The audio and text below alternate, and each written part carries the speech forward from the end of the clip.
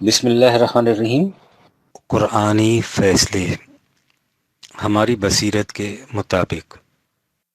مضامین سابقہ جلد پنجم، دوسرا باب۔ شرعی قوانین کا تجزیہ۔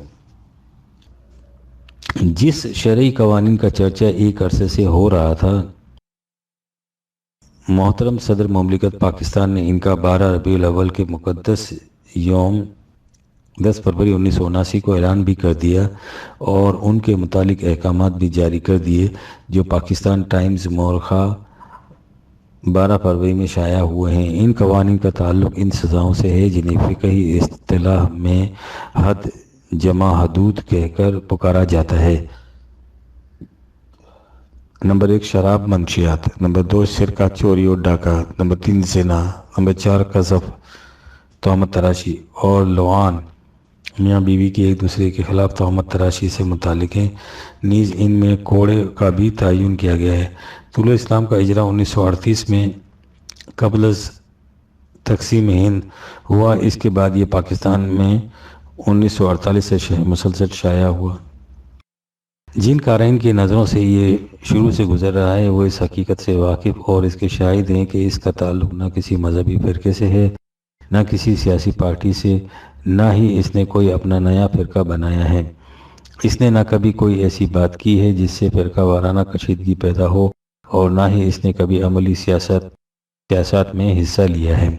اس 30 سال کے عرصے میں نہ اس کا تعلق کسی حکومت سے رہا ہے اور نہ ہی اس نے ملک میں پیدا ہونے والے کسی قسم کے ہنگامے و انتشار کی تائید و حمایت کی ہے۔ اس نے ان کی ہمیشہ مخالفت کی ہے۔ اس نے کبھی نہ خود قانون شکنی کی ہے، نہ کسی کو قانون شکنی کی ترغیب دی ہے۔ قانون شکنی کی یہ مخالفت کرتا ہے اور کسی قسم کی تبدیلی یا اصلاح کے لیے آئینی اور قانونی طریق کار اختیار کرنے کی تاکید کرتا ہے۔ اس کی زندگی کا ایک ہی مقصد اور ایک ہی مشن ہے، اور وہ یہ کہ جو کچھ کوئی کہے یا کرے یا ملک میں جو کچھ ہو، قرآن کی کریم کی روشنی میں اس کا جائزہ لے کر بتائے کہ کتاب اللہ کی روح سے وہ صحیح ہے یا غلط۔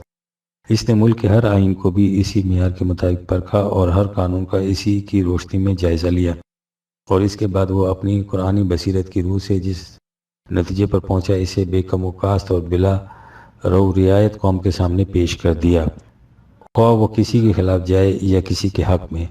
اس نے اپنے اوپر یہ ذمہ داری خود عائد نہیں کر رکھی، یہ خدا کی طرف سے عائد کردہ فریضہ ہے جس کی ادائیگی ایک مسلمان کی حیثیت سے اس پر لازم ہے۔ ارشاد باری تعالیٰ ہے، ان الذين يكتمون ما انزلنا من البينات والهدى من بعد ما بيناه للناس في الكتاب اولئك يلعنهم الله ويلعنهم اللاعنون۔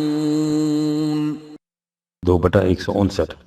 وہ لوگ ان واضح احکام اور رہنمائی کی باتوں کو چھپا کر رکھیں جنہیں ہم نے نازل کیا ہے، اس کے بعد کہ ہم نے انہیں تمام لوگوں کے لیے اپنی کتاب میں نہایت وضاحت سے بیان کر دیا ہے، تو یہ وہ لوگ ہیں جن پر خدا کی بھی لعنت ہے اور ہر لعنت والے کی لعنت بھی۔ آپ غور فرمائیے کہ احکام و ارشادات خداوندی کو چھپانے کے خلاف کس قدر سخت وعید ہے۔ دوسرے مقام پر اس کا حکم دیا گیا ہے، وَلَا تَلْبِسُوا الْحَقَّ بِالْبَاطِلِ وَتَكْتُمُوا الْحَقَّ وَأَنْتُمْ تَعْلَمُونَ۔ 2/42۔ جب تم جانتے ہو کہ حق کیا ہے، پھر نہ تو حق اور باطل کو ایک دوسرے کے ساتھ خلط ملط کرو اور نہ ہی حق کو چھپاؤ۔ یہ اور اسی قسم کے متعدد دیگر ارشادات خداوندی کے روح سے ہم پر یہ اہم فریضہ عائد ہوتا ہے کہ ہم ہر پیش آنے والے معاملے کے متعلق بتائیں کہ قرآن مجید کا اس باب میں فیصلہ کیا ہے۔ یوں تو اس قسم کی وضاحت ہر معاملے میں ضروری ہے، لیکن موجودہ قوانین کے سلسلے میں اس کی اہمیت اس لیے بھی زیادہ ہو جاتی ہے کہ انہیں اسلامی قوانین کہہ کر ملک میں نافذ کیا گیا ہے۔ اسلامی کی اصطلاح بڑی وسیع اور غیر متعین ہے، اس میں بہت کچھ شامل ہو سکتا ہے۔ یہی وجہ ہے کہ ہر فرقے کے اسلامی احکام جو ان کے فقہ کے احکام ہوتے ہیں دوسروں سے مختلف ہوتے ہیں۔ زیر نظر احکام بھی فقہی احکام ہیں۔ ہمارا فریضہ یہ ہے کہ ہم بتائیں کہ قرآن مجید کی روح سے ان کی پوزیشن کیا ہے اس لیے کہ اللہ تعالیٰ نے اپنی کتاب ہی کو حق و باطل کا معیار بلکہ کفر و ایمان کا خط امتیاز قرار دیا ہے۔ اس کا واضح ارشاد ہے وَمَن لَّمْ يَحْكُم بِمَا أَنزَلَ اللَّهُ فَأُولَٰئِكَ هُمُ الْكَافِرُونَ 5/44 جو لوگ خدا کی کتاب نازل کردہ کتاب کے مطابق فیصلے نہیں کرتے انہی کو کافر کہا جاتا ہے، اور خود رسول اللہ کا بھی حکم ہے فَاحْكُم بَيْنَهُم بِمَا أَنزَلَ اللَّهُ 5/48 تم ان لوگوں کے معاملات کے فیصلے کتاب اللہ کے مطابق کیا کرو، لہٰذا کوئی حکم، کوئی قانون، کوئی فیصلہ جو کتاب اللہ کے خلاف ہو یقیناً سخت سنت رسول اللہ کے بھی خلاف ہوگا۔ زیر نظر قوانین کے متعلق اتنا اور سمجھ لینا چاہیے کہ ان کا تعلق حدود سے ہے۔ فقہ کے اصطلاح میں حد جمع حدود ان سزاؤں کو کہتے ہیں جو متعین اور مقرر ہیں، اور جو سزائیں مقرر نہیں انہیں تعزیرات کہا جاتا ہے۔ اپنے جائزے میں ہم صرف یہ دیکھیں گے کہ ان میں جو سزائیں بطور حدود تجویز کی گئی ہیں قرآن کریم کی روح سے ان کی پوزیشن کیا ہے، یعنی وہ قرآن کے مطابق ہیں یا نہیں۔ ان قوانین کے متن وغیرہ کے متعلق طلوع اسلام کو اتھارٹی نہ تصور کر لیا جائے۔ اتھارٹی وہی ضابطہ ہوگا جسے حکومت شائع کرے گی، غالباً اس نے اسے شائع کر دیا ہے۔ ہم نے بہرحال انہیں پاکستان ٹائمز بابت 12 فروری 1979 سے اخذ کیا ہے۔ ان تمہیدات کے بعد آئیے ان قوانین کی طرف۔ وما توفیقی الا باللہ العلی العظیم۔ منشیات، ان میں شراب، بھنگ، چرس، افیون وغیرہ تمام نشہور چیزیں شامل ہیں، اور ان کا بنانا، رکھنا، لے جانا، خرید و فروخت کرنا، استعمال کرنا ممنوع و مستوجب سزا جرم ہے۔ ان کے استعمال کی حد سزا 80 کوڑے قرار دی گئی ہے۔ دیگر جرائم کی تعزیری سزائیں مختلف ہیں۔ قرآن کریم میں خمر کی ممانعت کی گئی ہے۔ خمر کے لغوی معنی ڈھانپ دینے کے ہیں، اور چونکہ نشہ انسانی عقل پر پردہ ڈال دیتا ہے اس لیے عربوں کے ہاں شراب کو خمر کہا جاتا تھا۔ چنانچہ قرآن کریم میں آیا ہے لا تقربوا الصلاة وأنتم سكارى حتى جب تم نشے کی حالت میں ہو تو صلاۃ کے قریب نہ جاؤ۔ اس سے مستنبط کیا جا سکتا ہے کہ قرآن کریم کی روح سے ہر نشہ آور چیز ممنوع ہے۔ قرآن کریم میں اس کی ممانعت تو آئی ہے لیکن اس نے اس کی کوئی سزا خود مقرر نہیں کی۔ اس کی ممانعت میں بھی بڑی اہم حکمت عملی سے کام لیا گیا تھا۔ نشہ آور چیزوں کے استعمال سے رفتہ رفتہ انسان ان کا ایسا عادی ہو جاتا ہے کہ انہیں یکلخت چھوڑنا بھی مشکل ہوتا ہے۔ اسی لیے قرآن کریم میں اس کی ممانعت کے احکام بتدریج نازل ہوئے تھے۔ سب سے پہلے انہیں سمجھایا گیا قل فيهما إثم كبير ومنافع للناس وإثمهما أكبر من نفعهما 2/219 ان میں تھوڑے بہت فائدے بھی ہیں لیکن ان کے نقصانات ان کے فائدوں کے مقابلے میں بہت زیادہ ہیں۔ پھر کہا گیا أيها الذين آمنوا لا تقربوا الصلاة وأنتم سكارى حتى تعلموا ما تقولون 43/4 اے جماعت مومنین تم نشے کی حالت میں صلاۃ کے قریب نہ جاؤ تاہم کہ جو کچھ تم کہتے ہو اسے سمجھ سکو۔ اور پھر آخر میں خمر کو رجس من عمل الشیطان شیطانی عمل قرار دے کر حکم دیا کہ فاجتنبوہ اس سے اجتناب کرو۔ آخر میں کہا گیا فهل أنتم منتهون 5/90-91 اور کیا تم اس پر بھی باز نہیں آؤ گے؟ ان تدریجی احکام کا نتیجہ تھا کہ خمر کی آخر ممانعت مدینے میں جا کر ہوئی، یعنی آغاز نبوت سے کم از کم 14-15 سال بعد۔ اس دوران میں اس کے متوالوں کو آہستہ آہستہ اس حقیقت کی طرف لایا گیا کہ انہیں اسے چھوڑنا ہوگا۔ حالیہ قانون میں اس تدریج کو پیش نظر نہیں رکھا گیا اور فوری ممانعت کے احکام نافذ کر دیے گئے ہیں۔ دیگر نشوں کے متعلق تو ہمیں معلوم نہیں۔ افیون کو ہم نے دیکھا ہے اگر انہیں وقت پر افیون نہیں ملتی تو ان کی کرب انگیز حالت دیکھی نہیں جا سکتی۔ وہ طرح طرح کی بیماریوں میں مبتلا ہو جاتے ہیں اور بعض اوقات انہیں جان تک کا خطرہ لاحق ہو جاتا ہے۔ زیر نظر قانون کے فی الفور نفاذ سے بہت سی پیچیدگیاں بھی پیدا ہو جائیں گی اور بہت سی مشکلات کا سامنا بھی کرنا پڑے گا۔ اس قسم کی پیچیدگیوں اور مشکلات سے بچنے کے لیے کتاب قانون کے ساتھ حکمت کو بھی منزل من اللہ بتایا گیا ہے۔ چنانچہ صدر اول میں اس جرم کی سزا کے سلسلے میں بھی شروع میں اتنا ہی تھا کہ مجرم کو کسی درخت کی ٹہنی سے، چادر سے یا ہاتھوں سے پیٹا جاتا تھا۔ حضرت ابوبکر صدیق اور حضرت عمر کی عہد خلافت کے شروع میں بھی یہی عمل جاری رہا۔ عہد فاروقی کے آخری زمانے میں 40 تعزیروں کی سزا مقرر کی گئی تھی اور عادی مجرم کے لیے 80 تعزیریں۔ ان سطور کی تصویر کے وقت یہ خبریں سننے میں آ رہی ہیں کہ اس قانون کے نفاذ کے سلسلے میں نرمی برتنے کی تجاویز اور تدابیر پر غور ہے۔ نمبر 2، سرقہ چوری۔ جرم سرقہ کی سزا کے سلسلے میں کہا گیا ہے کہ پہلی دفعہ کے جرم کی سزا کے طور پر مجرم کا دایاں ہاتھ اس کی کلائی کے جوڑ سے کاٹ دیا جائے گا۔ دوسری بار کے جرم پر مجرم کا بایاں پاؤں ٹخنے سے کاٹ دیا جائے گا، اور اس کے بعد کے ارتکاب جرم کی سزا عمر قید ہوگی، جسے مجرم کے تائب ہونے کی صورت میں ہائی کورٹ معاف بھی کر سکے گا۔ قرآن مجید میں سرقے کے جرم کے سلسلے میں کہا گیا ہے والسارق والسارقة فاقطعوا أيديهما جزاء بما كسبا نكالا من الله والله عزيز حكيم۔ 5/38۔ سرقہ کے مجرم مرد یا سرقہ کی مجرمہ عورت کی سزا یہ ہے کہ ان کے ہاتھ کاٹ دیے جائیں۔ یہ ان کے جرم کی سزا ہے جو اللہ کی طرف سے اس جرم کی روک تھام کے لیے مقرر کی گئی ہے۔ وہ اللہ جو غلبہ بھی رکھتا ہے اور حکمت بھی۔ اللہ تعالیٰ کے صاحب غلبہ ذی اقتدار ہونے کا ثبوت تو ارتکاب جرم کی مقرر کردہ سزا ہے، لیکن اس کے صاحب حکمت ہونے کی شہادت اسے اگلی آیت میں دی گئی ہے۔ فرمایا فمن تاب من بعد ظلمه وأصلح فإن الله يتوب عليه إن الله غفور رحيم۔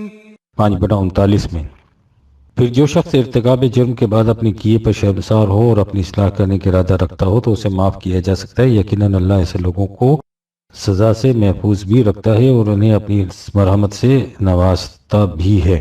اس سے ظاہر ہے کہ یہ سزا پہلی بار جرم کے ارتکاب پر نہیں دی جا سکتی۔ ارتکاب جرم پر نادم ہونے والے مجرم کو آئندہ کے لیے اصلاح کی غرض سے معافی بھی دی جا سکتی ہے، یا عند ضرورت کوئی تعزیری سزا بھی۔ قطعیت کی سزا عادی مجرموں کے لیے ہے۔ سورہ آل عمران میں ایک عام اصول بتایا گیا ہے، یعنی والذين إذا فعلوا فاحشة أو ظلموا أنفسهم ذكروا الله فاستغفروا لذنوبهم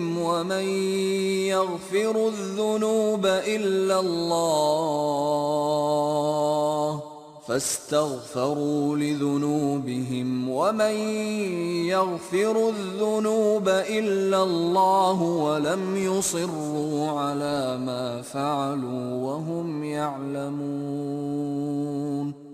3/135۔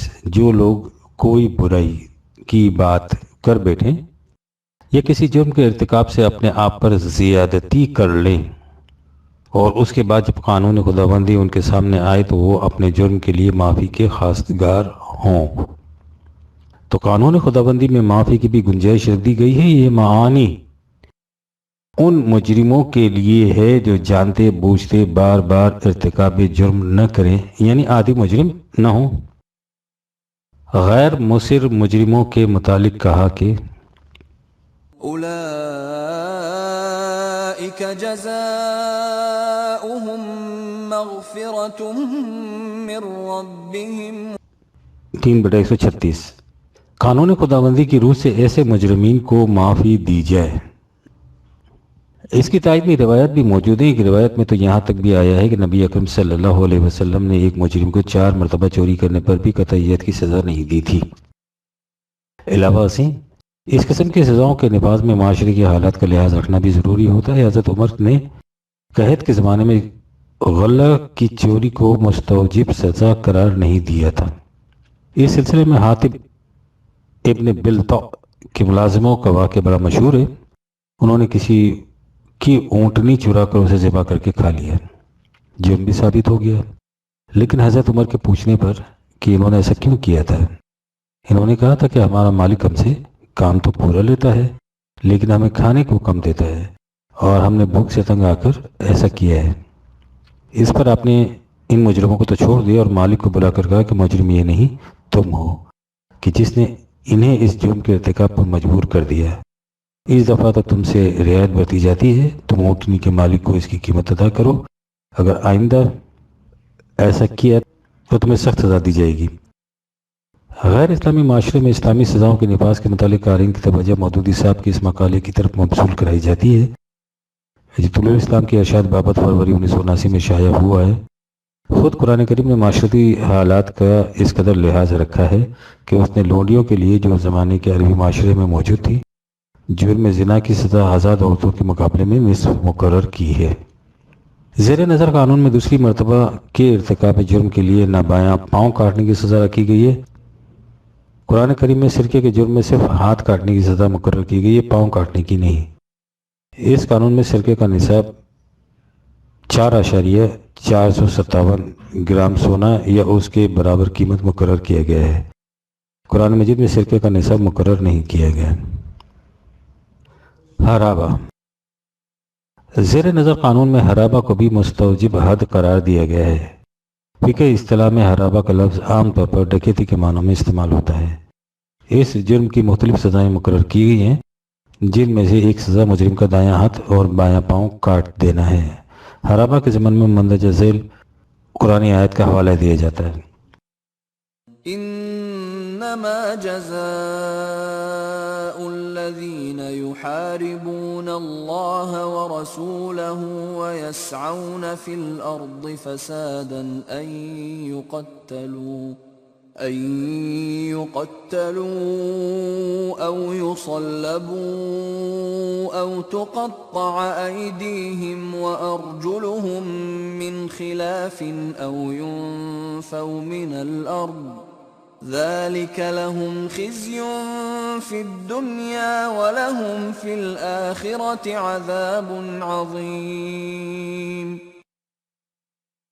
5/33 جو لوگ اللہ اور اس کے رسول کے خلاف جنگ کرتے ہیں اور ملک میں فساد برپا کرتے ہیں تو ان کی سزا یہ ہے کہ انہیں قتل کر دیا جائے یا صلیب دیا جائے، یا ان کے ہاتھ اور پاؤں مخالف طرفوں سے کاٹ دیے جائیں، یا قید یا جلا وطن کر دیا جائے۔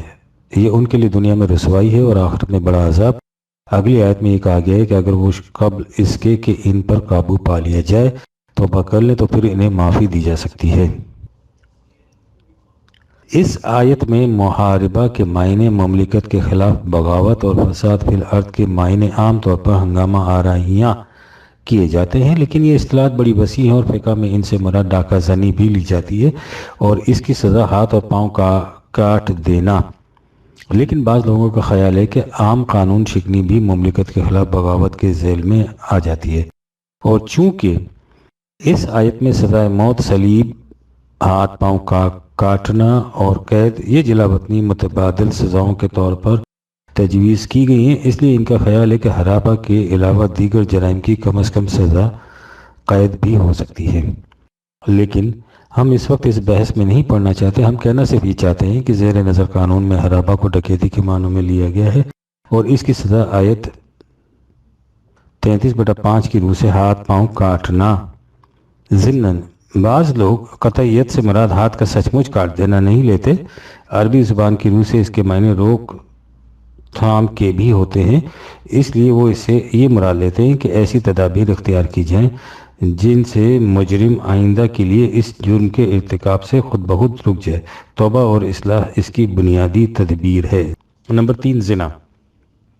جرم زنا کی سزا کے متعلق قرآن کریم میں ہے 24/2 زانی مرد اور زانیہ عورت میں سے ہر ایک کو 100 کوڑے لگاؤ۔ الزانی اور الزانیہ میں ہر قسم کے مجرم آ جاتے ہیں، لیکن زیر نظر قانون میں کہا یہ گیا ہے کہ اگر نمبر 1 زانی مرد یا زانیہ عورت شادی شدہ محسن ہو تو انہیں سنسار کیا جائے. اسے اصطلاح میں رجم کہا جاتا ہے. اور نمبر 2، اگر وہ شادی شدہ نہ ہوں تو انہیں 100 کوڑوں کی سزا دی جائے. قرآن مجید میں رجم کی سزا کا کہیں ذکر نہیں.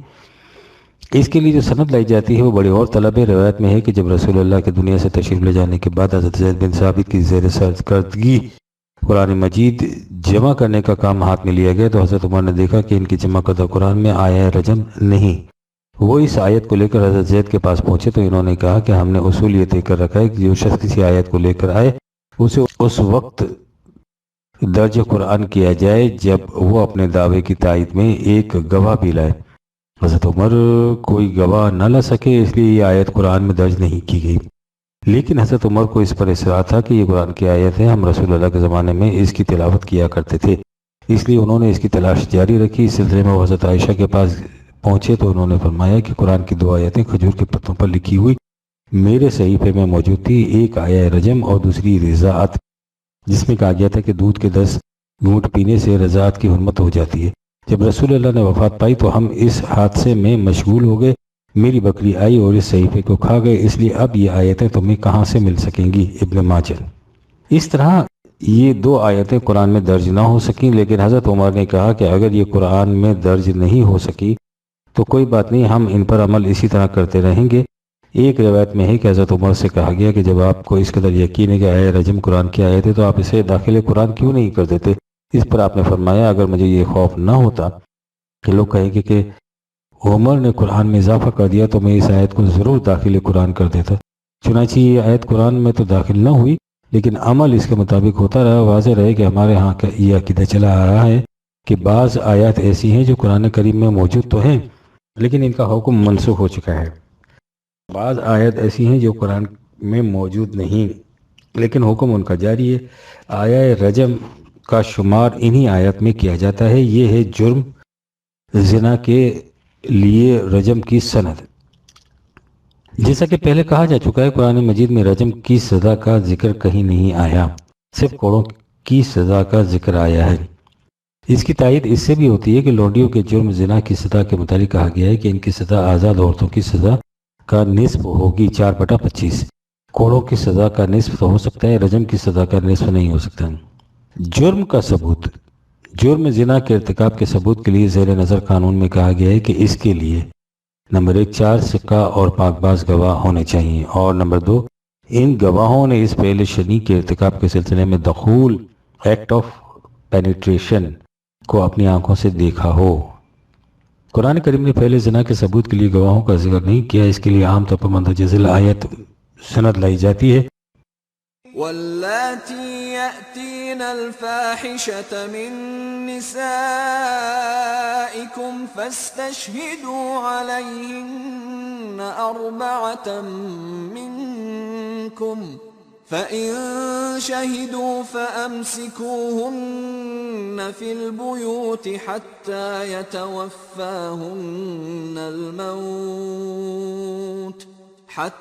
يَتَوَفَّاهُنَّ الْمَوْتُ أَوْ يَجْعَلَ اللَّهُ لَهُنَّ سَبِيلًا. 4/15. تمہاری عورتوں میں سے جو کوئی اس امر فاحش بے حیائی کا ارتکاب کرے تو اس کے ثبوت میں تم میں سے 4 مرد گواہ ہونے چاہیے. اگر وہ گواہی دیں تو ایسی عورتوں کو پابند مسکن کیا جائے تاہن کہ وہ وفات پا جائیں یا اللہ تعالیٰ ان کے لیے کوئی راستہ نکال دے. اس آیت میں لفظ الفاحشہ آیا ہے. اس میں شبہ نہیں کہ زنا بھی فواحش میں شامل ہے لیکن ہر فاحش کام زنا نہیں ہو سکتا. اس سے مراد عام بے حیائی کی باتیں ہیں جن کی اگر شروع میں روک تھام نہ کی جائے تو وہ آخر الامر زنا تک لے جا سکتی ہے. انہیں انگریزی زبان میں آبسینٹی کہا جائے گا. اس مفہوم کی تائید خود اس آیت سے ہوتی ہے. ایک تو اس لیے کہ اس میں صرف عورتوں کا ذکر ہے اور یہ ظاہر ہے کہ زنا کا ارتکاب تنہا عورت سے نہیں ہو سکتا، اس کے لیے عورت کے ساتھ مرد کی بھی ضرورت ہوتی ہے. اس لیے سورہ نور میں الزانیہ اور الزانی 2/24 دونوں آئے ہیں. زیر نظر آیت میں ایسی بے حیائی کی باتوں کی طرف اشارہ کیا گیا ہے جس کی مرتکب تنہا عورت ہو سکتی ہے، اور دوسرے اس لیے کہ اس آیت میں اس جرم کی سزا پابند سلاسل بتائی گئی ہے، حالانکہ زنا کی سزا 100 کوڑے ہے. لہذا اس آیت سے فعل زنا کے 4 گواہوں کی دلیل نہیں لائی جا سکتی. سورہ نور کی آیت نمبر 4 میں 4 گواہوں کی شہادت کا ذکر ہے، لیکن وہ تہمت تراشی قذف کے سلسلے میں ہے، اور قذف کے لیے ایک الگ قانون ہے۔ قرآن کی آیت میں ہے والذين يرمون المحصنات ثم لم يأتوا بأربعة شهداء فاجلدوهم 80 جلدة ولا تقبلوا لهم شهادة أبدا وَأُولَئِكَ هُمُ الْفَاسِقُونَ۔ 4/24 جو لوگ پاک باز عورتوں پر تہمت لگائیں اور پھر اس الزام کے ثبوت میں 4 گواہ نہ لا سکیں تو ان تہمت تراشوں کو 80 کوڑے لگائے جائیں اور ان کی شہادت کبھی قبول نہ کی جائے کیونکہ وہ فاسق۔ اگلی آیت میں ان کے تائب ہونے کی صورت میں معافی کا ذکر ہے۔ تہمت تراشی کے سلسلے میں 4 گواہوں کا ذکر سورہ نور کی آیت نمبر 13 میں بھی آیا ہے، وہاں اس کے لیے افق کا لفظ آیا ہے۔ ان آیت میں جرم تو تہمت تراشی کا ہے، لیکن ان سے زنا کے سلسلے میں یہ استنباط کیا جا سکتا ہے کہ اگر ان شہادات کی روح سے تہمت صحیح ثابت ہو جائے تو اس سے گویا جرم زنا ثابت ہو جائے گا۔ یوں جرم زنا کے ثبوت کے لیے بالواسطہ 4 گواہوں کی شہادت کی تائید مل سکتی ہے۔ عینی شہادت، جیسے کہ پہلے لکھا جا چکا ہے، زیر نظر قانون میں یہ کہا گیا ہے کہ گواہوں کے لیے ضروری ہے کہ انہوں نے اس فعل کے ارتکاب کے سلسلے میں دخول کو اپنی آنکھوں سے دیکھا ہو۔ قرآن کریم میں اس قسم کی شرط کا تو تصور تک بھی نہیں کیا جا سکتا، لیکن ظاہر ہے کہ اس شرط کی روح سے زنا کا جرم ثابت ہی نہیں کیا جا سکتا ہے، لہٰذا اس کی سزا بھی نہیں مل سکتی۔ فقہ کی روح سے اس شہادت کی شرائط کس قسم کی ہیں، اس کا اندازہ اس سے لگائیے کہ فتاوی عالمگیری میں ہے کہ اگر 3 گواہوں نے عینی گواہی دے دی اور چوتھے گواہ نے بھی ان کی تائید تو کر دی، لیکن کہا یہ کہ اس نے ملزم مرد اور عورت کو ایک لحاف میں دیکھا تھا، تو اس سے اس ملزم پر حد جاری نہیں ہوگی، لیکن پہلے 3 گواہوں کو جرم قذف کا مرتکب قرار دیا جائے گا اور انہیں 80 کوڑے مارے جائیں گے۔ فتاوی عالمگیری اردو ترجمہ۔ نوٹ: زیر نظر قوانین میں خلاف وضع فطرت جنسی اختلاط کا ہومو سیکشولیٹی ذکر نہیں۔ قذف، قذف سے مراد ہوتی ہے کسی پاک باز عورت کے خلاف زنا کی تہمت لگانا۔ اس باب میں قرآن کریم میں کہا گیا ہے والذین یرمون المحصنات ثم لم یأتوا بأربعة شهداء فاجلدوهم 80 جلدة ولا تقبلوا لهم شهادة أبدا وَأُولَئِكَ هُمُ الْفَاسِقُونَ۔ 4/24 جو لوگ پاک باز عورتوں کے خلاف تہمت لگائیں اور اس عائد کردہ الزام کے ثبوت میں 4 گواہ پیش نہ کریں تو انہیں 80 کوڑے لگاؤ اور اس کے بعد ان کی شہادت کبھی قبول نہ کرو کیونکہ یہ لوگ فاسق ہیں۔ اس سے اگلی آیت میں ہے کہ جو لوگ اس کے بعد تائب ہو جائیں اور اپنی اصلاح کر لیں تو انہیں معاف کیا جا سکتا ہے۔ قرآن کریم نے عورتوں کے خلاف بہتان تراشی کا ذکر کیا ہے، لیکن زیر نظر قانون میں کسی شخص کے خلاف تہمت لگانے کا ذکر ہے، جس سے ظاہر ہے کہ اس میں عورتوں کی تخصیص نہیں۔ عورت ہو یا مرد، کسی کے خلاف بھی زنا کی ناحق تہمت لگانا جرم قرار پائے گا۔ اس کی سزا تو 80 کوڑے ہی مقرر کی گئی ہے، لیکن اس کے ثبوت کے لیے صرف 2 گواہوں کی شہادت کافی قرار دی گئی ہے۔ قرآن کریم میں بہتان تراشی کے علاوہ شریف زادیوں سے چھیڑ چھاڑ کو بھی جرم قرار دیا گیا ہے، وہ بڑا سنگین جرم۔ سورہ احزاب میں نبی اکرم سے کہا گیا کہ وہ اپنی ازواج مطہرات بیٹیوں اور مسلمانوں کی عورتوں سے کہہ دیں کہ وہ اپنے اوپر کی پیرہن کو لٹکائے رکھا کریں تاکہ محض لباس ہی سے معلوم ہو جائے کہ وہ شریف زادیاں ہیں اور انہیں کوئی تنگ نہ کرے۔ اس کے بعد کہ اگر اس کے باوجود شرعی تباہ اور جھوٹی خبریں اڑانے والے باز نہ آئیں، اینما ثقفوا اخذوا وقتلوا تقتیلا۔ 33/61 میں ہے، جہاں بھی یہ پائے جائیں انہیں گرفتار کیا جائے اور قتل کیا جائے۔ ہم سمجھتے ہیں کہ اس کے متعلق بھی قانون نافذ کرنا ضروری ہے، کیونکہ اس قسم کی حرکتیں آج کل عام ہو رہی ہیں۔ لعان نمبر 5، قرآن کریم میں ہے کہ جو لوگ اپنی بیویوں کے خلاف تہمت لگائیں اور اس الزام کے ثبوت میں ان کے اپنے سوا کوئی گواہ نہ ہو تو ایسا شخص 4 مرتبہ حلفیہ بیان کرے کہ میں سچ کہتا ہوں، اور 5ویں مرتبہ کہے کہ اگر یہ الزام جھوٹ ہو تو مجھ پر خدا کی لعنت ہو۔ اس کے جواب میں اس کی بیوی بھی اسی طرح قسمیں کھائے اور کہے کہ اس کا خاوند جھوٹ کہتا ہے، اور یہ بھی اضافہ کرے کہ اگر وہ سچا ہو تو مجھ پر خدا کا غضب ہو۔ سورہ نور آیت نمبر 6، 7، 8، 9۔ زیر نظر قانون میں کہا گیا ہے کہ اگر وہ عورت اپنے خاوند کے الزام کی اس طرح تردید نہ کرے تو اسے جرم زنا کی سزا دی جائے۔ اگر وہ اس کی تردید کر دے تو پھر عدالت مجاز ان کے نکاح کو فسخ کرنے کا حکم صادر کر دے۔ قرآن کریم میں تو اس کی صراحت نہیں، لیکن یہ واضح ہے کہ جب میاں اور بیوی کے باہمی تعلقات کی یہ صورت ہو تو ان کے نکاح باقی رہنے کا سوال ہی پیدا نہیں ہوگا۔ ہمیں اس کا احساس ہے کہ اس فیصلے کی روح سے طلاق کے ضمن میں بہت سے سوالات ابھریں گے، لیکن چونکہ آئلی قوانین کے سلسلے میں ابھی کوئی بات سامنے نہیں آئی، اس لیے سر دست اس نقطے پر بحث نہیں کی جا سکتی۔ نمبر 6، کوڑے کا تعین۔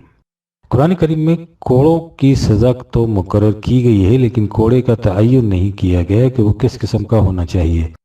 ایک بات البتہ واضح ہے اور وہ یہ کہ اس نے زنا کی سزا پر 100 اور 80 کوڑے مقرر کیے ہیں۔ اس سے واضح ہوتا ہے کہ کوڑا ایسا ہونا چاہیے جس کی 100 اور 80 ضربیں بھی انسانی حد برداشت سے باہر نہ ہوں۔ حالیہ قوانین میں کہا گیا ہے کہ کوڑا اس کے دستے کو چھوڑ کر ایک ٹکڑا ہوگا، اور بہتر یہ ہو کہ وہ چمڑے کا بنا ہوا ہو یا بید ہو یا کسی درخت کی شاخ جس پر کوئی گانٹھ یا جوڑ نہ ہو۔ اس کی لمبائی 1.22 میٹر اور موٹائی 1.25 سینٹی میٹر سے زیادہ نہ ہو۔ اس کے ساتھ ہی کوڑے لگانے کے لیے بھی جزیات کی وضاحت کر دی گئی ہے۔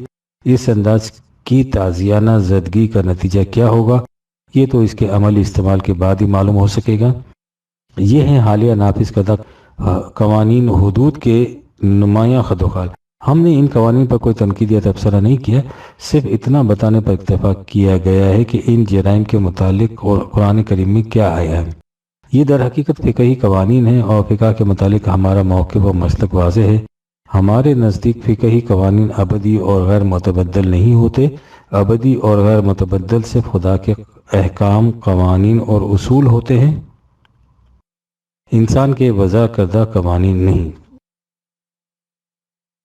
ہم نے طلوع اسلام کی سابقہ اشاعت بابت فروری 1979 کے لمحات میں یہ لکھا تھا کہ سزاؤں سے متعلق قوانین نافذ کرنے سے پہلے ضروری ہے کہ جرائم کی تفتیشی ایجنسی، انتظامیہ اور عدلیہ کو ان بدعنوانیوں اور رشوت ستانیوں سے پاک کیا جائے جن کی وجہ سے لوگوں کو عدل اور انصاف نہیں مل رہا۔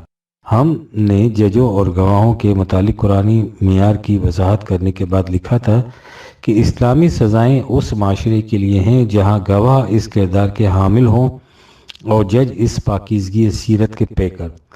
اس کے ساتھ معاشرہ کی فضا بھی ایسی ہو جس میں نہ جرائم کے محرکات ہوں اور نہ ہی کسی کو ارتکاب جرم پر مجبور کرنے کے اسباب اور مقتضیات۔ اس قسم کی بلندی کردار اور پاکیزگی سیرت اس پروگرام سے پیدا ہوتے ہیں جسے قرآن کریم نے نفسیاتی تبدیلی سے تعبیر کیا ہے۔ اس تبدیلی کے بغیر جرائم کا سدباب تو ایک طرف، عادات و اطوار میں بھی تبدیلی پیدا نہیں ہو سکتی۔ ہمیں یہ دیکھ کر خوشی ہوئی کہ محترم صدر مملکت نے بھی اس ضرورت کا اظہار فرمایا ہے۔ اگلے دنوں انہوں نے CBS کی ٹی وی ٹیم کو ایک انٹرویو دیا جو پاکستان ٹائمز کی اشاعت بابر 18 فروری میں شائع ہوا ہے۔ اس میں حالیہ قوانین اور ان کی روح سے دی جانے والی سزاؤں کے متعلق بھی ایک سوال پوچھا گیا۔ وہ سوال اور صدر محترم کی طرف سے اس کا جواب درج ذیل ہے۔ سوال: مغرب میں بعض لوگ مسلمانوں کو وحشی سمجھتے ہیں، مثلا ان کے لیے یہ بات ناقابل فہم ہے کہ چور کا ہاتھ کاٹ دینا کس طرح عدل انسانی کہلا سکے گا؟ جواب: یہ ٹھیک ہے، میں اس کی وضاحت اس طرح کروں گا۔ اسلام تعذیب، پنشمنٹ کے مقابلے میں تخویف، ڈیٹرینسی پر زیادہ زور دیتا ہے، لیکن اگر آپ اس فلسفے پر نگاہ رکھیں جو ان نام نہاد سنگین سزاؤں مثلاً ہاتھ کاٹ دینا یا ہاتھ اور پاؤں کاٹ دینا یا سنسار کر دینا کے پیچھے کار فرما ہے، تو آپ دیکھیں گے کہ اس قانون شہادت کی روح سے جس کا نفاذ کیا جا رہا ہے 1/1000 مجرموں کو بھی یہ سزائیں نہیں دی جا سکیں گی۔ اسلام صرف سزائیں مقرر نہیں کرتا، وہ پہلے یہ بھی متعین کرتا ہے کہ جو شخص ایسے مقدمات کے فیصلے کرے گا وہ کس قسم کا ہے۔ ان ججوں یا قاضیوں کے لیے جو اس قسم کے مقدمات کی سماعت کریں گے بڑی کڑی شرطیں عائد کی گئی ہیں۔ وہ ایسا شخص ہونا چاہیے جس کی سیرت اور کردار کے خلاف انگشت نمائی نہ کی جا سکے، اسے انتہائی دیانتدار ہونا چاہیے، اسے اچھا مسلمان ہونا چاہیے، اسے کسی کے خلاف تعصب نہیں ہونا چاہیے، یعنی اسے انتہائی غیر جانبدار ہونا چاہیے۔ یہ تو رہی اس جج کی خصوصیت جو اسے مقدمات کی سماعت کرے گا۔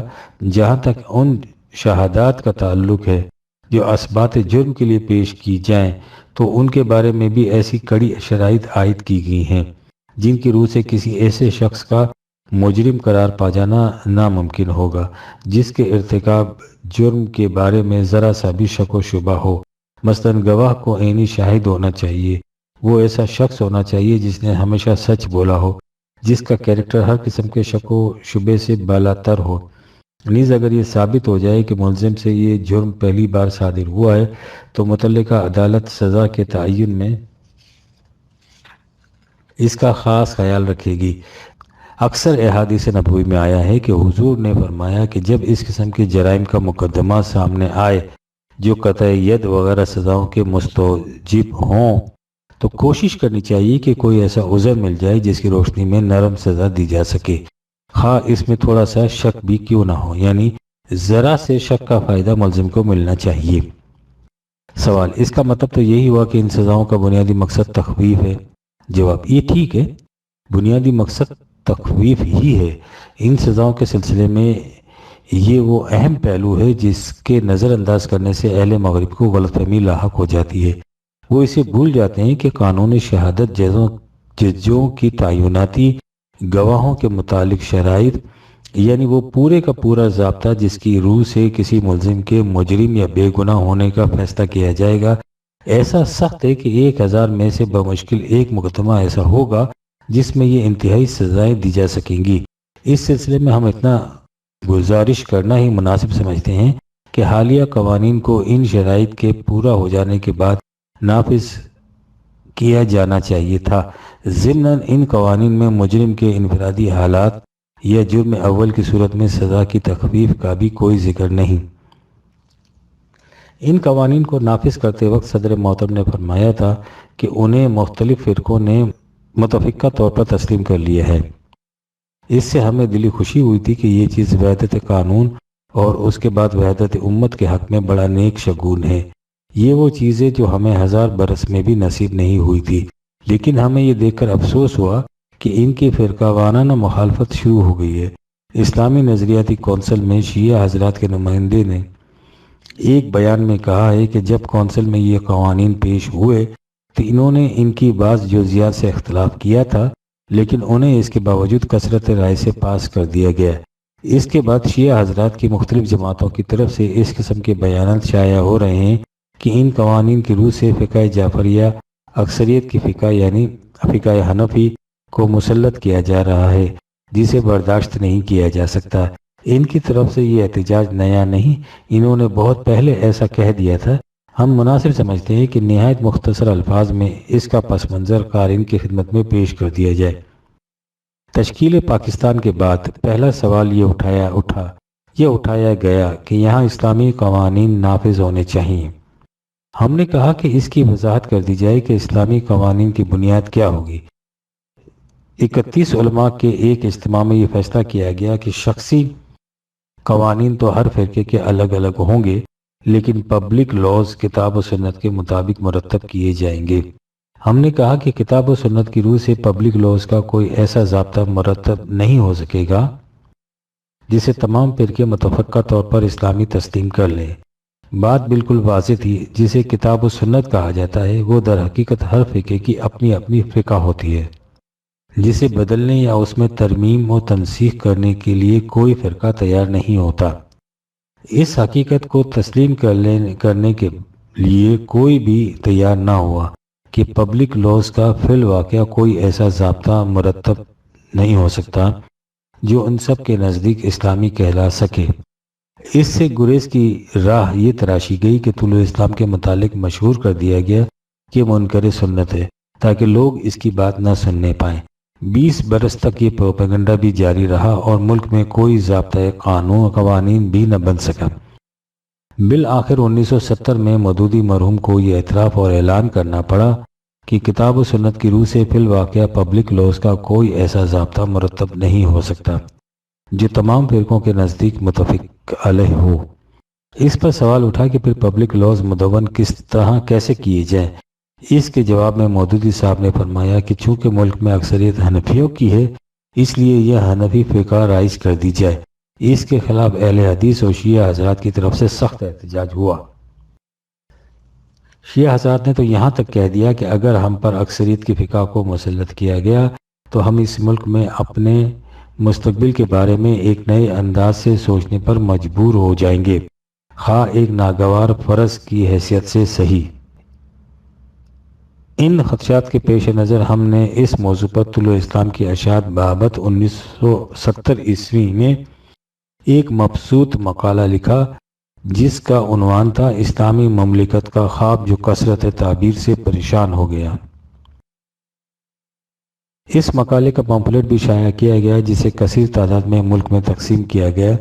مقصد اس سے یہ تھا کہ یہ ملک خدا نہ کردہ خانہ جنگی کا شکار نہ ہو جائے۔ واضح رہے کہ ملکوں کی تقدیر کے لیے سیاسی اختلافات اتنے زیادہ خطرناک نہیں ہوتے جتنے خطرناک مذہبی اختلافات ہوتے ہیں۔ قبل اس کے کہ ہم آگے بڑھیں اس حقیقت کا ایک بار پھر اعادہ کر دینا ضروری ہے کہ ہمارا تعلق کسی فرقے سے نہیں، اس لیے ہم نہ کسی فرقے کی فقہ کے خلاف ہیں نہ کسی کے حق میں۔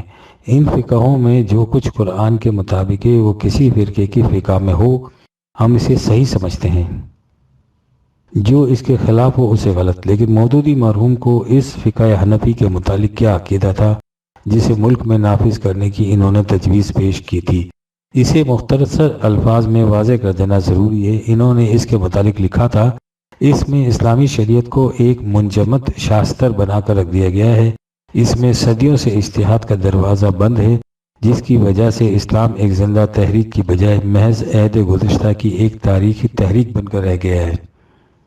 ترجمان القرآن۔ دوسری جگہ لکھا ہے، امام ابو حنیفہ کی فقہ میں آپ بکثرت ایسے مسائل دیکھیں گے جو مرسل اور معفل اور منقطع احادیث پر مبنی ہیں، یا جن میں ایک قوی الاسناد حدیث کو چھوڑ کر ضعیف الاسناد کو قبول کر لیا گیا ہے، یا جن میں احادیث کچھ کہتی ہیں اور امام ابو حنیفہ اور ان کے اصحاب کچھ اور کہتے ہیں۔ رسائل و مسائل حصہ اول۔ اس سوال کے جواب میں کہ کیا فقہی احکام ہمیشہ کے لیے واجب العمل ہوتے ہیں، انہوں نے کہا تھا یہیں سے نبی اور مجتہد کا فرق واضح ہوتا ہے۔ نبی کی بصیرت براہ راست علم الہی سے مستعد ہوتی ہے، اس لیے اس کے احکام تمام ازمنہ و احوال کے لیے مناسب ہوتے ہیں، مگر مجتہد خواہ کتنا ہی باکمال ہو زمان و مکان کے تعینات سے بالکل آزاد نہیں ہو سکتا، نہ اس کی نظر تمام ازمنہ و احوال پر وسیع ہو سکتی ہے، لہٰذا اس کے تمام اجتہادات کا تمام زمانوں اور تمام حالات کے مطابق ہونا غیر ممکن ہے۔ تفہیمات حصہ دوم صفحہ 426۔ مسلک کا مدار ائمہ فقہ کی تقلید پر ہے۔ اس کے متعلق مودودی مرحوم نے کہا تھا، میرے نزدیک ایک صاحب علم آدمی کے لیے تقلید ناجائز اور گناہ بلکہ اس سے بھی کچھ شدید تر ہے۔ رسائل و مسائل۔ ہم کہہ یہ رہے تھے کہ جب 1970 عیسوی میں یہ تجویز پیش کی گئی کہ ملک میں حنفی فقہ رائج کر دی جائے تو اس کے خلاف اہل حدیث اور شیعہ حضرات نے شدت سے احتجاج کیا تھا۔ اس کے بعد ملک میں اسلامی قوانین کی تدوین یا نفاذ کا سوال سامنے نہ آیا۔ اب پہلی بار ان قوانین کو اسلامی قوانین کی حیثیت سے نافذ کیا گیا ہے، اور ان کے خلاف سر دست شیعہ حضرات نے اپنے اسی احتجاج کا اعادہ کیا ہے جسے انہوں نے 1970 میں بلند کیا تھا۔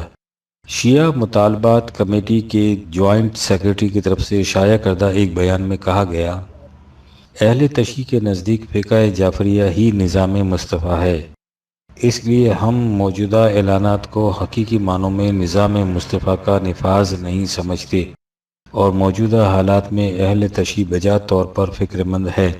انہوں نے شیعہ مطالبات کمیٹی کا ایک اجلاس طلب کر لیا ہے جو اپریل کے پہلے ہفتے میں منعقد ہوگا، بحوالہ روزنامہ مساوات۔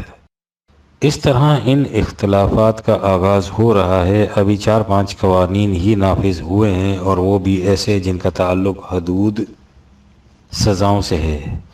ان میں اختلاف کی زیادہ صورت نہیں ہوتی۔ مزید قوانین نافذ ہونے کے بعد نہ معلوم کس کس قسم کے اختلافات نمودار ہوں۔ فقہی اختلافات کے علاوہ ان قوانین کے عملی اطلاق کے وقت بہت سے جزیاتی اختلافات بھی سامنے آئیں گے۔ حکومت کی طرف سے شریعت بینچوں کا قیام عمل میں لایا گیا ہے، جن کا منصب یہ ہے کہ جس قانون کے متعلق کوئی پاکستانی شہری یہ سمجھے کہ وہ کتاب و سنت کے خلاف ہے، وہ اس کے لیے شریعت بینچ کی طرف رجوع کرے۔ وہ بینچ فیصلہ کرے گا کہ وہ قانون کتاب و سنت کے خلاف ہے یا نہیں ہے۔ خلاف ہونے کی صورت میں اس قانون کو کالعدم قرار دیا جا سکے گا یا اس میں ضروری ترمیم و تنسیخ کر دی جائے گی۔ جن حضرات، افراد یا اداروں کو حالیہ قانون سے اختلاف ہو، ہم ان سے گزارش کریں گے کہ ایسے اختلافات کو بحث و نزاع کا موضوع بنانے کی بجائے وہ شریعت بینچ کی طرف رجوع کریں، تاکہ ملک میں کسی قسم کا انتشار پیدا نہ ہو۔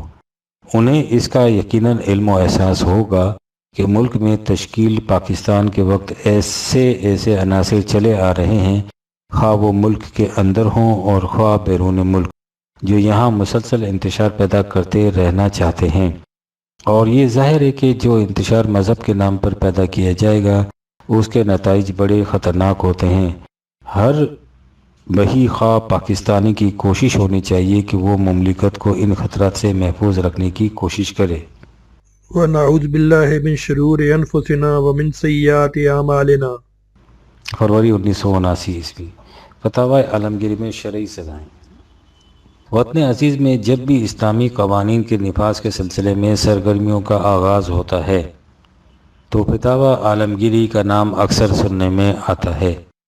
ہمارے علماء کا ایک طبقہ جہاں یہ مطالبہ کرتا ہے کہ اسلامی قانون کو زمانے جدید کے تقاضوں کے مطابق مدون کیا جائے، وہاں ایک دوسرے طبقے کی طرف سے اس مطالبے کی مخالفت کرتے ہوئے یہ دعویٰ کیا جاتا ہے کہ ہمارے پاس فتاوی عالمگیری کی صورت میں اسلامی قانون پہلے ہی سے مدون شکل میں موجود ہے، بس ایک سرکاری چٹھی کے ذریعے ملک میں اسے نافذ کر دیا جائے۔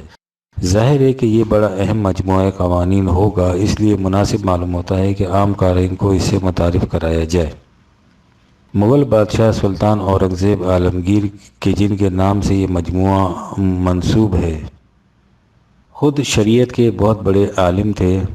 اپنی مملکت میں اسلامی قانون نافذ کرنے کے لیے آپ نے حنفی فقہ، جس کے وہ پیرو تھے، کی تمام معتبر کتابوں کا دقت نظر سے مطالعہ کیا، لیکن وہ یہ فیصلہ نہ کر سکے کہ ان میں سے کون سی کتاب ہندوستانی مسلم معاشرے کی ضروریات پوری کر سکے گی۔ کافی سوچ بچار کے بعد انہوں نے یہ فیصلہ کیا کہ اس مقصد کے لیے ایک نیا مجموعہ قوانین مرتب کرایا جائے۔ چنانچہ مملکت کے مختلف حصوں سے اس نے کوئی 500 جیت فقہا کو جمع کیا اور یہ خدمت ان کے سپرد کی۔ ان علماء نے کافی محنت کے بعد یہ مجموعہ تیار کر کے سلطان کی خدمت میں پیش کر دیا، جسے ایک حکم کے ذریعے مملکت میں نافذ کر دیا گیا۔ اس مجموعے نے اس دور کی جس میں اسے مدون کیا گیا تھا ضروریات کو پورا کر دیا ہوگا، لیکن سوال یہ پیدا ہوتا ہے کہ کیا یہ موجودہ زمانے کے تقاضوں کو بھی پورا کر سکے گا؟ اس مقصد کے لیے اس پر ایک دائرانہ نگاہ ڈالنے کی ضرورت ہے۔ ہمارے ہاں اسلامی قانون کے نفاذ کی ابتدا کرنے کے سلسلے میں یہ اعلان کیا جا چکا ہے کہ مستقبل قریب میں شرعی حدود کو نافذ کیا جا رہا ہے۔ اس لیے مناسب معلوم ہوگا کہ ہم اس مجموعے کے مطالعے کو صرف اسی موضوع تک محدود رکھیں۔ اسلامی حدود وہ سزائیں ہیں جو اللہ تعالیٰ نے خود قرآن کریم میں مقرر فرما دی ہیں۔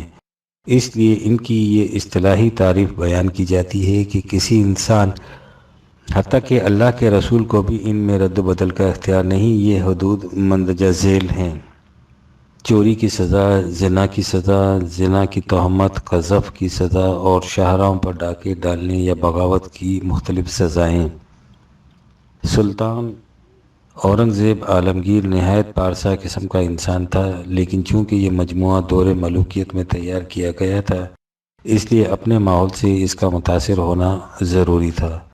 چنانچہ مذکورہ بالا شرعی حدود کہ جن میں اصطلاحی طور پر اللہ کے رسول کو بھی رد و بدل کرنے کی اجازت نہ تھی، فقہا نے مسلمان بادشاہوں کو ان سے مستثنیٰ قرار دے دیا کہ اگر ان سے مذکورہ بالا جرائم سرزد ہو جائیں تو ان پر شرعی حدود نافذ نہ کی جائے۔ فتاوی عالمگیری میں اس مقصد کے لیے یہ قانون بنایا گیا۔ ایسے امام المسلمین نے، جس کے اوپر امام نہیں، اگر ایسی بات کی جس سے حد واجب ہوتی ہے، جیسے زنا و سرقہ، شراب خوری اور قذف، تو اس سے مواخذہ نہ کیا جائے۔ فتاوی عالمگیری اردو جلد سوم صفحہ 341 شائع کردہ شیخ غلام علی اینڈ سنس لاہور۔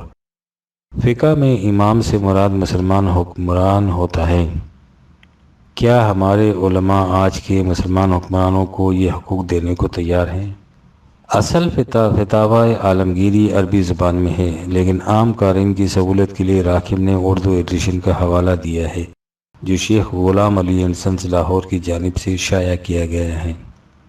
یہ ایڈیشن 6000 صفحات کی 10 جلدوں پر مشتمل ہے۔ اب ہم مختلف شرعی حدود کو لیتے ہیں کہ ان کے نفاذ کے لیے فتاوی عالمگیری میں کیا تفاصیل ملتی ہیں۔ ہاتھ کاٹنے کی سزا۔ اسلام مسلمانوں سے مطالبہ کرتا ہے کہ وہ رزق حلال پر قناعت کریں اور کسی دوسرے کا مال ناجائز طریقے سے حاصل نہ کریں۔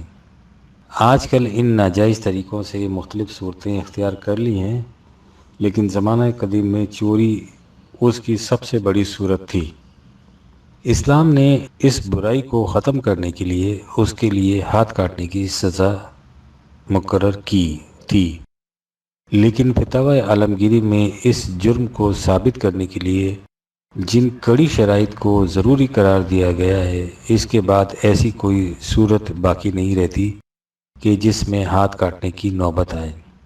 چوری کا جرم 2 طریقوں سے ثابت ہو سکتا ہے، ایک چور کے اپنے اقرار سے اور دوسرے گواہوں کی گواہی سے۔ اگر چور اقرار کرے تو اسے حد سے بچانے کے لیے مسلمان حکمران پر لازم قرار دیا گیا کہ وہ اسے تلقین کرے کہ وہ چوری کا اقرار نہ کرے۔ صفحہ نمبر 389، یعنی اپنے اقرار سے پھر جائے تو اس کے ہاتھ نہیں کاٹے جائیں گے، اور اگر چوری کا اقرار کر کے بھاگ جائے تو کبھی اس کا پیچھا نہ کیا جائے، نہ فی الفور اور نہ بعد میں۔ پھر گواہی کے نتیجے میں چوری ثابت ہو جانے کے باوجود مندرجہ ذیل صورتوں میں ہاتھ کاٹنے کی حد نافذ نہ ہوگی۔ جلانے کی لکڑی، گھاس، نرکل، مچھلی کی چوری، دودھ، گوشت اور تازہ پھلوں کی چوری، نمک کی چوری، آلات موسیقی اور مختلف علوم کی کتابوں کی چوری، سونے چاندی کی صلیب یا بت کی چوری، چاندی کے برتن کی چوری جن میں کھانے پینے کی چیزیں ہوں، سونے کے زیورات پہنے ہوئے بچے کی چوری، اگر کسی مرد یا عورت سے دغا بازی کر کے مال لے لیا یا لوٹ لیا یا اچک کر لے بھاگا تو اس پر ہاتھ کاٹنا نہیں آتا، اور کفن چور پر بھی ہاتھ کاٹنا نہیں آیا۔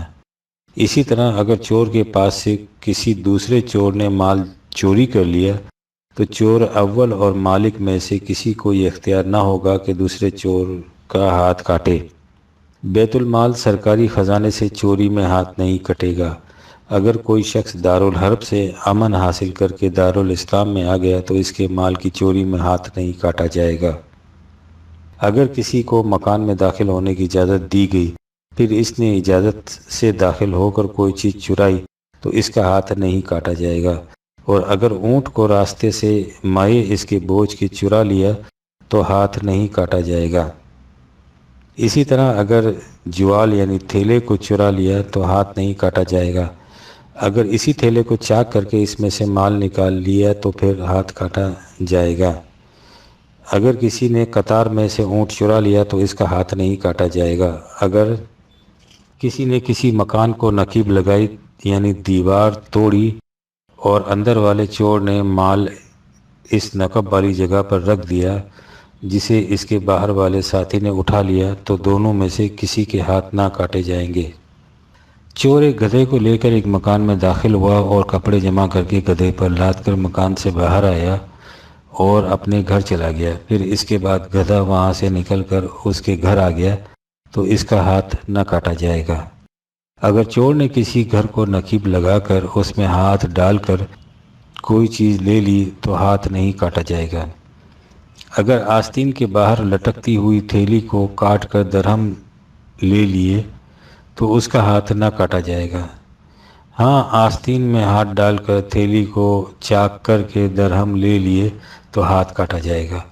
اگر قفل توڑنے والے نے دن میں بند دروازہ کھول لیا اور اس گھر میں کوئی نہیں اور سامان چوری کر لیا تو اس چور کا ہاتھ نہ کاٹا جائے گا۔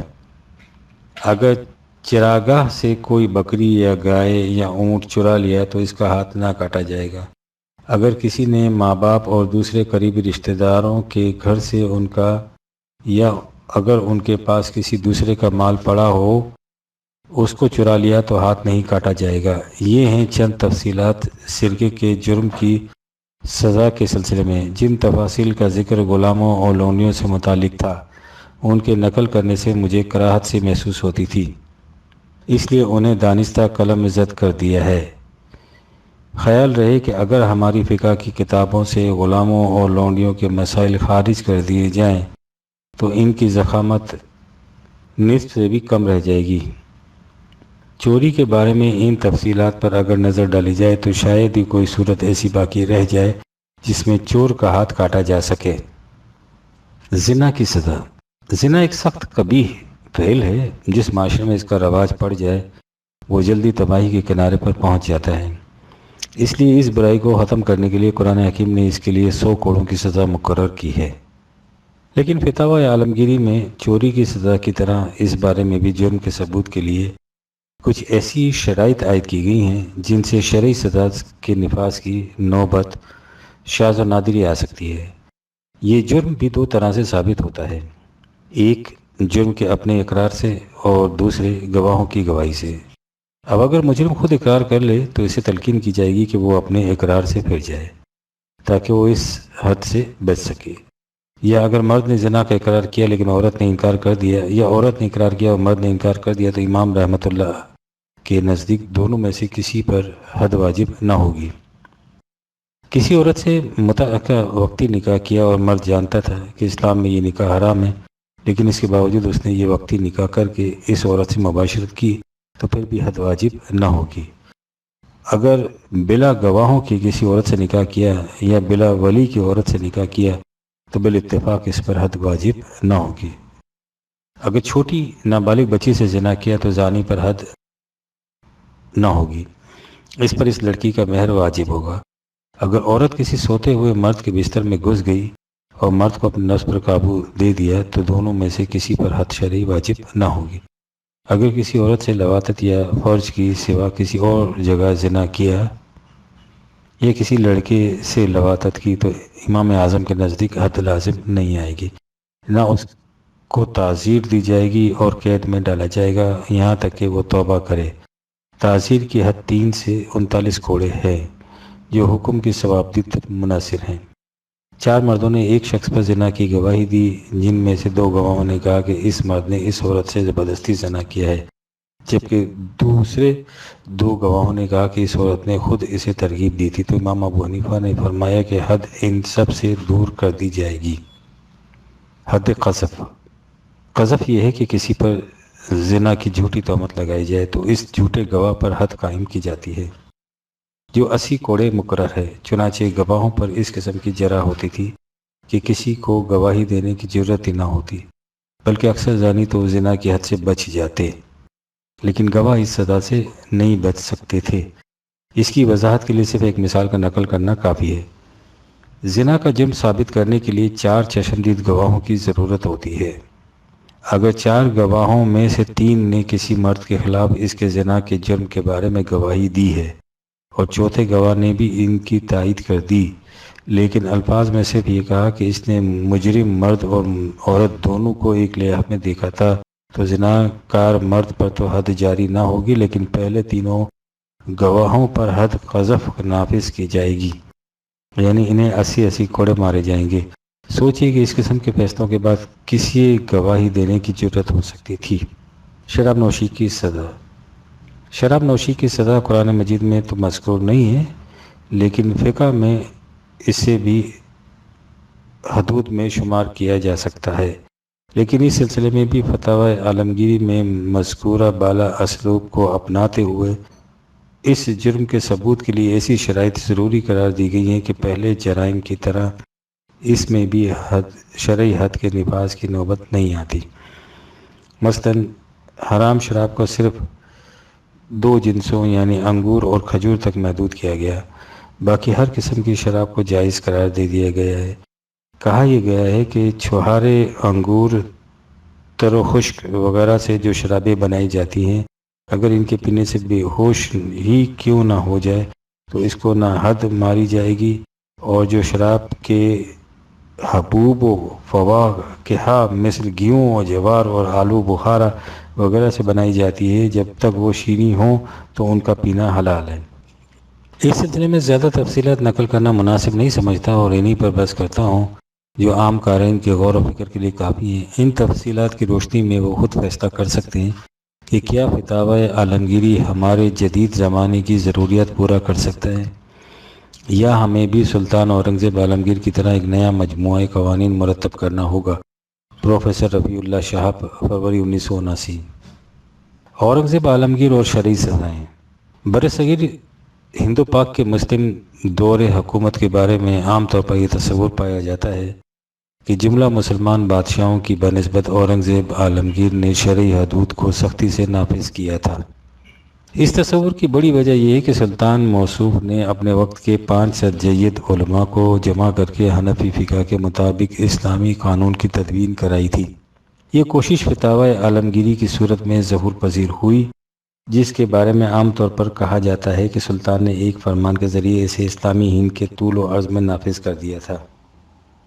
سلطان اورنگزیب عالمگیر نے اپنے دور حکومت میں جو متعدد فرامین جاری کیے تھے، ان کا پورا ریکارڈ تاریخ کے صفحات میں محفوظ ہے۔ اس لیے راکم کے دل میں یہ تجسس پیدا ہوا کہ فتاوی عالمگیری کو نافذ کرنے والے فرمان کی اصل عبارت کا مطالعہ کیا جائے۔ یہ فرمان تو مجھے کہیں سے بھی نہ مل سکا، البتہ اس کوشش کے دوران شرعی حدود کے نفاذ کے بارے میں ان کے کچھ دوسرے فرامین نظر سے گزرے، جن سے یہ دلچسپ حقیقت سامنے آئی کہ سلطان موصوف شرعی احکامات کے نفاذ کے سلسلے میں فقہ کی کتابوں میں متعین کردہ شرعی سزاؤں کی بجائے قرآن مجید پر زیادہ انحصار کرتے تھے۔ یہ بات تو تاریخی طور پر ثابت ہے کہ سلطان موصوف کو مملکت کے انتظام و انصرام کے بعد جو تھوڑا بہت وقت ملتا تھا وہ اسے قرآن کریم کی خدمت میں صرف کیا کرتے تھے، لیکن ان کے فرامین پر ایک نظر ڈالنے سے معلوم ہوتا ہے کہ وہ اس کتاب مقدس پر غور و فکر بھی کرتے رہتے تھے، اور فقہ کے مقابلے میں جن قرآنی احکامات کے بارے میں ان کا اطمینان ہو جاتا تھا انہیں نافذ بھی کر دیتے تھے۔ اس کی وضاحت کے لیے ہم چوری کی سزا نافذ کرنے کے بارے میں ان کا ایک فرمان قارئین تک پہنچانے کی مسرت حاصل کرتے ہیں۔ یہ تو معلوم ہے کہ فقہ کی کتابوں میں چوری کی سزا ہاتھ کاٹنا بیان کی گئی ہے۔ یہ علیحدہ بات ہے کہ ہاتھ کی شرعی تعریف میں فقہا کے درمیان اختلاف ہے۔ اس کی وجہ یہ ہے کہ عربی زبان میں انگلیوں سے لے کر بازو تک ید کا اطلاق ہوتا ہے، اس لیے جہاں اکثر فقہا کے نزدیک پہنچے سے ہاتھ کاٹا جانا چاہیے، خوارج پورا بازو کاٹنے کا مشورہ دیتے تھے۔ حضرت امام ابو حنیفہ کے استاذ امام نخفی، امام ابن شبرمتا، امام ابن ابی لیلہ، خواجہ حسن البصری اور حضرت عمر صرف 5 انگلیوں کے کاٹنے کو کافی سمجھتے تھے۔ نیل الاوتار جلد 7 اور فقہ جعفریہ کا یہ مشہور مسئلہ ہے کہ صرف 4 انگلیاں ہی کاٹی جانی چاہیے۔ لیکن سلطان اورنگزیب عالمگیر نے اپنی مملکت میں چوری کی جو سزا نافذ کی وہ ان سب سے مختلف تھی۔ اس سلسلے میں انہوں نے جو فرمان جاری کیا اس کے اصل الفاظ یہ ہیں: اول شخص کے برعوض سر کا نزد قاضی بثبوت شرعی برصد با اقرار یا بابینہ شرائط اقامت حد نمود محبوس سازد تا اثر توبہ دست دی ظاہر شود۔ نقل فرمان عدالت، عنوان مشتمل برسی وسا فصل۔ ترجمہ: ایسا شخص جس پر شرعی ثبوت کے ذریعے قاضی کے نزدیک چوری کا جرم ثابت ہو جائے، چاہے اس کے اپنے اقرار سے یا اقامت حد کے لیے جو شرائط ہیں ان کی شہادت کے ذریعے سے، تو اسے قید کر دیا جائے یہاں تک کہ وہ چوری سے توبہ کر لے۔ آج سے 40 سال پہلے ہمارے علمی رسائل میں اس موضوع پر بحث چلی تھی، جس میں کسی نے امام ابو مسلم اصفہانی کے حوالے سے بیان کیا تھا کہ قرآن میں چوری کی سزا قید مقرر کی گئی ہے اور شریعت ابراہیمی کے ایک نبی حضرت یوسف علیہ السلام اور ان کے بھائیوں کے درمیان چوری کی سزا کے سلسلے میں اس کا بیان ہوا ہے جب ان کے چھوٹے بھائی کی بوری سے سرکاری پیالہ برآمد ہوا جس کی چوری کے شبہ میں ان کے مال کی تلاشی لی گئی تھی، تو حضرت یوسف علیہ السلام نے ان سے ان کی شریعت میں چوری کی سزا کے بارے میں دریافت کیا، تو انہوں نے یہ جواب دیا تھا: قالوا جزاؤہ من وجد فی رحلہ فہو جزاؤ کذالک نجزی الظالمین۔ سورہ یوسف آیت 75۔ انہوں نے کہا تھا کہ جس کی بوری سے یہ پیمانہ ملے، یعنی اس پر چوری کا جرم ثابت ہو جائے، تو وہی اس کی سزا ہے۔ اس طرح ہماری شریعت میں ظالموں کی سزا دی جاتی ہے۔ ابو مسلم کی 14 جلدوں میں قرآنی تفسیر کو تو مخالفین نے ضائع کر دیا، لیکن ان کے جو اقوال دوسری تفاسیر میں کہیں نہ کہیں نقل ہو چکے ہیں، قرآن فہمی کے سلسلے میں سرمایہ بصیرت ہیں۔ سوچنے کی بات ہے کہ اورنگزیب عالمگیر نے 500 جید علماء سے فتاوی عالمگیر مرتب کرانے کے باوجود اس کتاب میں درج شدہ چوری کی سزا نافذ کرنے کی بجائے اس جرم کی وہ سزا نافذ کی جو ان کے خیال کے مطابق قرآن سے ثابت ہوتی تھی۔ اور پھر تعجب کی بات یہ ہے کہ ان 500 جدید علماء میں سے کسی نے ان پر اعتراض نہیں کیا۔ موجودہ دور کے علماء کے لیے اس میں غور و فکر کا کافی سامان ہے۔ پروفیسر رفیع اللہ شہاب۔